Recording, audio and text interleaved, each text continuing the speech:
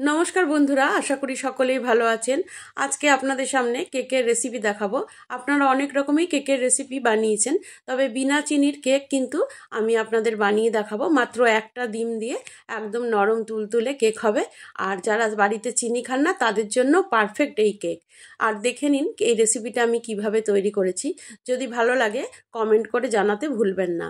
আর ভালো লাগলে একটা লাইক করবেন, বন্ধুদের সাথে শেয়ার করবেন। যারা চিনি খান না তারাও কিন্তু এই রেসিপি দেখে অনায়াসে বানিয়ে নিতে পারবেন। আসুন তাহলে কেকটা শুরু করা যাক। একটা ফ্রাইং প্যানে চা চামচ দিয়ে 1.5 চামচ চিনি দিলাম। চিনিটা ক্যারামেল তৈরি করে নিয়েছি। আর জল দিয়ে ভালো করে এটাকে গুলে রেখে দেবো, জাস্ট কালারের জন্য। আপনারা যদি একদমই চিনি দিতে না চান তাহলে এই পদ্ধতিটা আপনারা স্কিপ করে যাবেন। আর এখানে নিয়ে নিয়েছি কিছু ড্রাই ফ্রুটস, খানিকটা পরিমাণে নিয়েছি আমি এখানে কিশমিশ, মোরব্বা নিয়ে নিয়েছি, টুটি ফুটি, খেজুর আর আমন্ড, কাজু, এগুলো সবই ছোট ছোট করে দেখুন কেটে নিয়েছি। আপনারা নিজেদের পছন্দ অনুযায়ী ড্রাই ফ্রুটস ব্যবহার করবেন। এই ড্রাই ফ্রুটসগুলো দিয়ে কেকটা তৈরি করলে কেকটা এতটাই মিষ্টি হয়ে যায় যে চিনির আর দরকারই হয় না। আপনারা নিজেদের প্রয়োজন অনুযায়ী ড্রাই ফ্রুটস নিয়ে নেবেন। অল্প পরিমাণে ময়দা আমি ছড়িয়ে দিলাম আর ভালো করে ময়দাটা এই ড্রাই ফ্রুটসগুলোতে মাখিয়ে দিচ্ছি।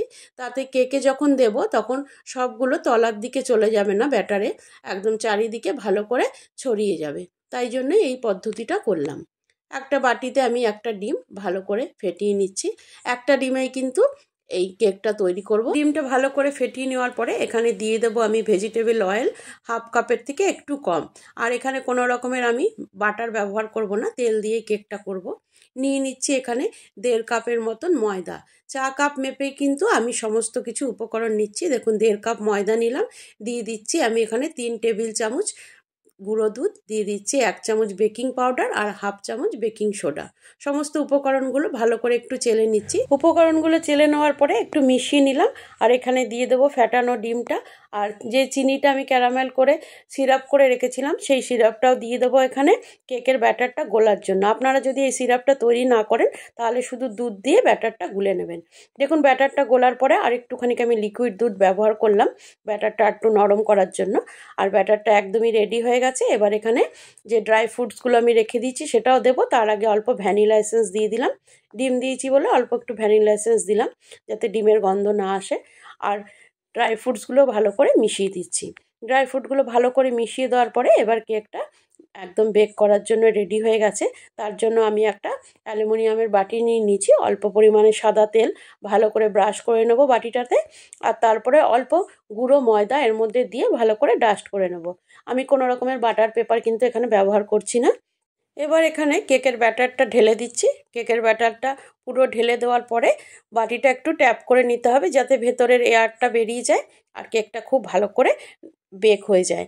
আমি আগের থেকেই গ্যাসের ওভেনে একটা কড়াই বসিয়ে রেখেছি ঢাকা দিয়ে। 5 মিনিট আগে বসিয়ে রেখেছিলাম, ওটা হিট হয়ে গেছে।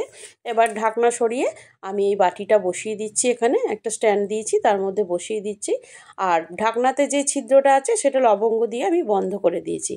আপনারাও এইভাবে একবার কেক বানিয়ে দেখবেন, খুব একটা সমস্যা হয় না এই কেক বানাতে, খুব ভালো করেই তৈরি হয়ে যায়। আর 20-25 মিনিট পর ঢাকনা সরিয়ে কিছুটা ড্রাই ফ্রুটস আমি উপরে সাজিয়ে দিলাম। তারপরে আবার ঢাকনাটা দিয়ে দেবো। তারপরে আরও 30 মিনিট পর আমি ঢাকনা সরিয়ে দেখাচ্ছি। দেখুন কেকটা একদমই রেডি হয়ে গেছে। কেক ভালো করে বেক হয়েছে কিনা সেটা বোঝার জন্য একটা কাঠি দিয়ে চেক করছি। দেখুন কাঠিটার গায়ে কোনো ব্যাটার লেগে নেই। চারিদিকেই আপনাদের চেক করে দেখাচ্ছি, মানে পুরো কেকটাই একদম রেডি। এবার এটাকে গ্যাস থেকে নামিয়ে দেবো আর একদম ঠান্ডা হওয়ার জন্য রেখে দেবো। পুরো ঠান্ডা হয়ে গেলে কেকটা আমি ডিমোল্ড করব। গরম অবস্থায় কেকটা বাটির থেকে আপনারা একদমই ডিমোল্ড করতে যাবেন না, তাহলে কিন্তু ভেঙে যাবে। 20-25 মিনিট পর কেক একদম ঠান্ডা হয়ে গেছে। এবার আমি আপনাদেরকে ডিমোল্ড করে দেখাচ্ছি। আপনারা এইভাবে একবার কেক বানিয়ে দেখুন। বাড়িতে যারা চিনি খান না তাদের জন্য কিন্তু খুবই একটা সুন্দর উপহার এই কেক। আমি যারা চিনি খান না তাদের জন্য বানিয়েছিলাম, তারা খেয়ে কিন্তু খুবই প্রশংসা করেছে। আপনারাও এইভাবে একবার কেক বানিয়ে দেখুন। বাজার থেকে কেনা কেক অনেকটা দামিও হয়, আর তাছাড়া তাতে প্রচুর পরিমাণে মিষ্টি থাকে, সেটা কিন্তু অনেকেই খেতে চান না। তাই এইভাবে একবার কেক বানিয়ে বাড়িতে যারা চিনি খান না তাদেরকে উপহার দিন।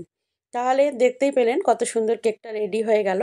কেক বানানোর এই রেসিপিটা যদি আপনাদের ভালো লেগে থাকে তাহলে যারা নতুন বন্ধু এখনও সাবস্ক্রাইব করেননি সাবস্ক্রাইব করে আমার পাশে থাকার অনুরোধ রইল। এই নতুন বছর আপনাদের সকলেরই খুব ভালো কাটুক, সবাই সুস্থ থাকুন, ভালো থাকুন। আজ তাহলে এই পর্যন্ত, আবারও দেখা হবে অন্য কোনো রেসিপির ভিডিও নিয়ে। নমস্কার।